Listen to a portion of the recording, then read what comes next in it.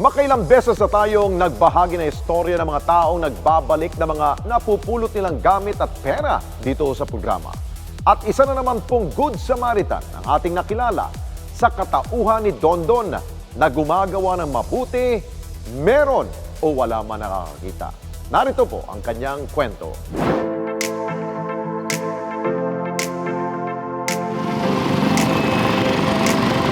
Maraming beses tayong sinusubok ng pagkakataon, lalo na sa mga panahong gipit o walang-wala. Ngunit para sa isang tricycle driver na ating nakilala, ang mga problema sa buhay dapat daanan lamang. Siya si Dondon De Jesus, tubong Hagonoy sa lalawigan ng Bulacan. At nakilala namin siya dahil sa isang post sa social media kung saan nag-viral ang kanyang katapatan nang minsan siyang magsauli ng isang gamit na may laman na importanteng mga dokumento at pera. Ako nga pala po si Dondon De Jesus. Isa po akong tricycle driver sa Robinson, Malolos po. RSM Toda, CMBD po. Magkasunod po kami sa highway, sa MacArthur Highway sa Dakila. Nag-open po ngayon yung stoplight ng Dakila, mabilis sa single. Magkasunod po kami, tapos nalaglag, hindi niya napansin. Ngayon, yung mga single, naghintuan na, tapos yung dalawang hinabusan, hindi na inabutan. Di, pagdampot ko po ngayon, meron na construction po kasing gumagawa dun. Hawak din nila na parang gusto nilang sila kumuha. Ang sabi ng mga single sa likod ko, "Boss, dyan mo nabigay sa tricycle driver. Kasi yan may pagkakilanlan. Madali matrace ang may-ari kung sakali mang hanapin. Eh kayo po kasi hindi." Ayun, hanggang nakuha ko na po. Pag-abante ko na po, nagpunta ako sa terminal namin, binuksan ko ngayon yung laman. Nakita ko nga po yung mga importanteng laman. Tapos may cash na pera. Una ko pong nakita, hindi po yung pera. Nakita ko agad yung passport, NBI, tsaka yung mga ticket niya na importante. Kaya hindi po pumasok muna sa akin yung pera. Ang inisip ko, matrace agad ng may-ari kung sino nakakuha. Kasi alam ko po nag-aalala siya. Ang pera po niya, 21,600. Ang may-ari na nasabing top box, nakilala bilang si John Patrick Paginto mula sa Santa Maria, Bulacan.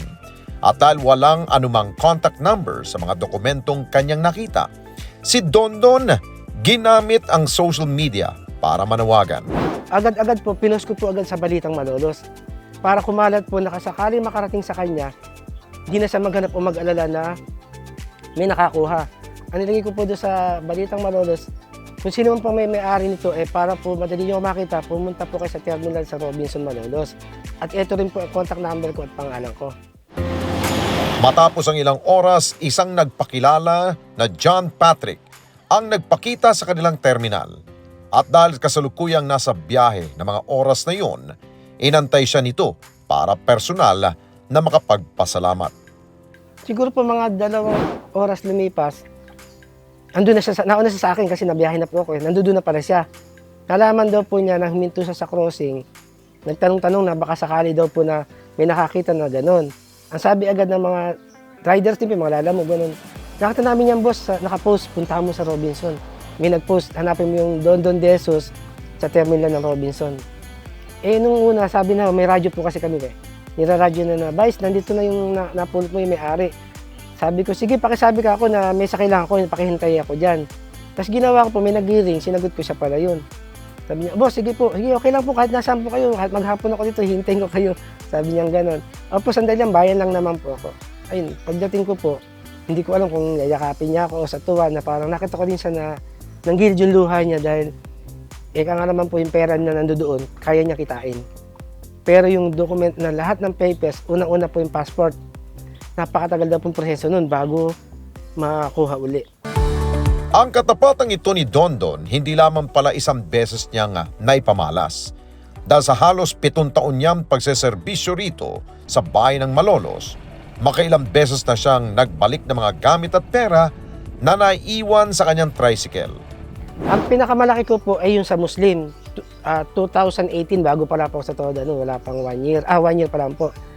Sumakay po mismo sa akin sa Robinson, nagpahatid po siya ng bayan ng Malolos. Ngayon po, paghatid ko, yung bag niya pouch po dito sa gilid, siyempre pagka tumingin po sa sidecar, hindi ko agad siya makikita dito Umipo ako sa biyanan ko sa Malolos. Pagdating ko, kakain ako, sabi ko, may bag dito. Pag open ko po, yun, nakita ko agad may pera din po. Meron siyang 4 na cheque na naghahalaga ng nasa 58,000. Blank check po siya na may pangalan na parang pwede kasing videohin ng ibang tao yung basta may ganun po eh. Meron po kasi kami dito nun sa Alido na pwede kong bigyan mo ko ng cheque kahit walang ID mo napapalit po namin yon. Tapos may cash po siya ng 15,000. Tapos mga ATM. Nung nakita ko po yun, bago po ako, kumain muna ako, bumalik na kayo sa pilahan. Sabi ko, baka hanapin ng may-ari. Maya-maya, mayroon na pong 2 lalaki doon, anak daw po yun na hindi na alam, umiiyak na, hindi alam kung sino nasakyan, kung sino nakakuha. Kasi daw po yung nanay nila ay nasa ospital parang inatake. Kasi iniintindi nga daw po yung mga cheque, tapos yung mga, lahat ng ID po nandun din. Eh sabi ko, andito ka ako. Ngayon sinama po nila ako, sinamahan ko sila sa nanay nila. Ayun, nung araw din po nila, nalibas na nila kasi nahimasmasan siya. Parang natakot kasi nga malaking halaga po yung nakuha. Yun po. Tapos bukod po doon, marami na rin po akong cellphone ng ibang bagay na naibalik. Ang kabutiang loob na ito ni Dondon, sinang-ayunan maging ng kanyang mga kapwa tricycle driver. Patay dyan, saka patulungin. Saka ano yan, yung tuwing talaga merong may iwan na gamit. Karaniwan naman, hindi lahat naman kami ganun. Binabalik namin lahat ng mga gamit. Ayos naman po, okay naman po siya, mabait po siya. Sabi mga toda niya, mabait na kasama yun. Ay dyan, pala kaibigan niyo si Vice President namin. Pumunta kayo. Bait yun. Ayon pa kay Dondon, hindi na bago sa kanilang samahan ang ganitong mga sitwasyon. Pagmamalaki niya, hindi lamang siya ang may ganitong pag-uugali. Katunayan, nito lamang nakarang taon, higit 30 miyembro ng kanilang samahan ang nabigyan ng parangal dahil sa mga pagbabalik ng gamit na kanilang ginagawa. Meron po kaming mga disiplinado lahat na member. Hindi po pwede sa amin ang paso rehistro, paso ang ORCR, tapos lisensya, hindi po pwede naan po. Kasi unang-una po, nasa highway kami. At kahit saan kami Bulacan pwede magbiyahe. In case po na mga aksidente o anuman, safe po kami dahil kumpleto ang mga papel namin. Tsaka po nagche-check po kami ng ganun. Hindi po namin pinababiyahe pagka mga pasok po sila. Bilang driver, habaan lang ang pasensya. Kung ano man yung reklamo, kausapin mo yung pasahero, makipag-usap ka, humingi ka ng pasensya. Huwag mo na sagutin ng pabalang. Iniingatan po namin yung pangalan ng aming toda. Dahil pag ako po ay bilang nareklamo, o anumang bagay na naging masama nakarating sa munisipyo o sa barangay o samahan namin, hindi lang po pangalan ko masisira lang. Pangalan po ng aming toda. Ang punong barangay Palapat, kung saan lumaki si Dondon na si Kapitan Concepcion Kasahe. Nasundan ang kabaitan ni Dondon at ng kanyang pamilya. Ang kanyang post ang nagbigay daan para makilala natin ang panibagong Good Samaritan sa ating programa. Yung pamilya naman nila Dondon, since na talagang kabarangay ko siya, sa mga magulang niya, talagang nakikita ko yung katapatan ng loob at kagandahan ng kanilang puso. So, hindi naman nangyayari pa yung ganoon, talagang makikita mo yung yung pagkatao ng pamilya nila o personalidad na mahilig silang tumulong. Palabati po siya. Ayan, lagi po siyang nakangiti na talagang simple lang buhay nila, simple lang yung pagkatao niyan talagang hindi mo makikita yung mayabang o mahangas na gano'n. Talagang lumaki sila man sa simpleng buhay pero sila, mababang loob. Anya, inspirasyon si Dondon hindi lamang ng kanyang mga anak, ngunit maging ng kanilang barangay. At ipinagmamalaki nila ito dahil ang kanyang mabuting asal, bit-bit niya kahit nasa ibang ibayo siya. Andun yung saya, tuwa, na meron pa palang tao na ganito, na hindi niya ininteres. Na sabihin na, opo, hindi siya nasilaw, sana marami pang kagaya niya. Na, yung tularan siya. Na may maganda siyang puso, magandang kalooban, na talagang hindi, alam natin yung tama at mali. Yung hindi natin, dapat angkinin yung hindi naman natin. Ang higit na masaya sa karangalang ito ang kanyang ina na si Maxima. Bata pa lamang, lubos nang maasahan si Dondon. at lumaking may takot sa Diyos. Siyempre, proud na proud kami.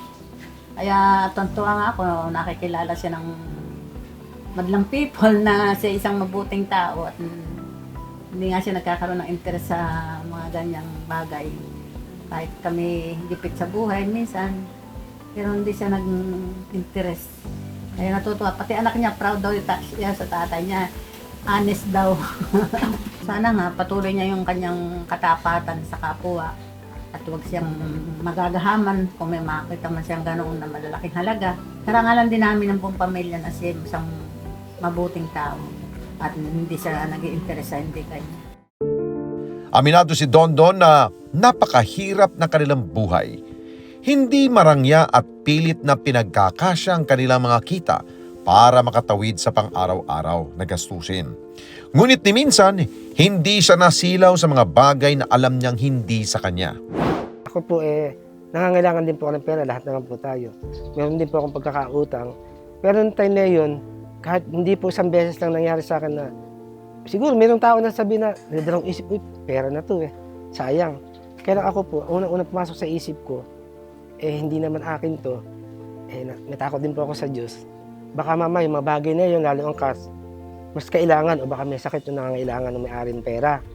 At pangalawa po, yun po kung aariin ko yun, kahit na hindi malaman ng may-ari na ako nakakuha, habang buhay ko pong kukonsensahin yun. At yung balik po ang mabigat. Hindi ko naman po yung kakayaman ng habang buhay. At isa din po yun, kaya ko ipagmalaki sa mga anak ko at kayamanan sa anak ko na pagmamalaki ng anang tatay nila ay mabait. Hindi yun masama. Naiyak po. Katulad po ng bunso kayo, nabanggit po. Kanina umaga, sabi niya, Papa, sabi ng classmate ko nakapool ka rin ng pera. Hindi po. Sabi, yung kaklase niya, paano mo ako nalaman? Nadidinig daw doon sa nanay niya.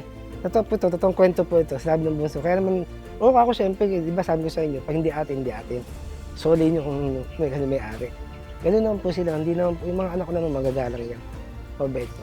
Tapos po dito po kasi, kahit sa barangay po tanungin niyo, hindi po ako nasangkot sa anumang gulo. Hindi man ako nasangkot na anumang mga mabagay na hindi magaganda. Dahil nga po, tumanim sa isip ko, yung mga binili magulang ko, dahil sila po ang mapapahiya. Hindi naman po ako lang. Kaya sabi ko, hanggang nabuhay si nanay, mapagmalaki, katulad po niya na pagmamalaki kanya. Nagkalat po kasi ako dito, anak ko yan. Yun po, karangalan na habang buhay si nanay, nadadali niya na yung anak niya, maganda yung kalooban. Para kay Dondon ang kanyang ginawang pagsasauli ng mga bagay, hindi extraordinary o natatangi. Ngunit nararapat lamang nating gawin na sino man sa ating kapwa-tao na maging tapat at totoo sa ating tungkulin, meron man o walang nakakakita. Ako po si Dondon De Jesus, tubong taga Hagunoy, Bulacan, Certified E-Responder.